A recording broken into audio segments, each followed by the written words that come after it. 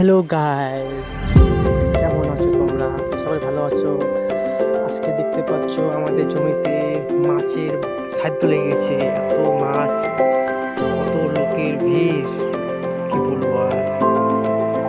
কেউ হাত দিয়ে মারছে, কেউ জাল দিয়ে মারছে, কেউ তো আবার গামছা দিয়ে মারতেছে, কেউ তো আবার ঝুড়ি দিয়ে মারতেছে। মানে এত এত ভিড়।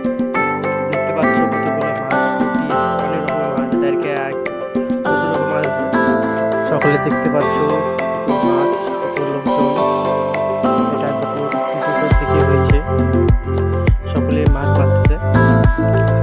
আমিও গেলাম, দেখি না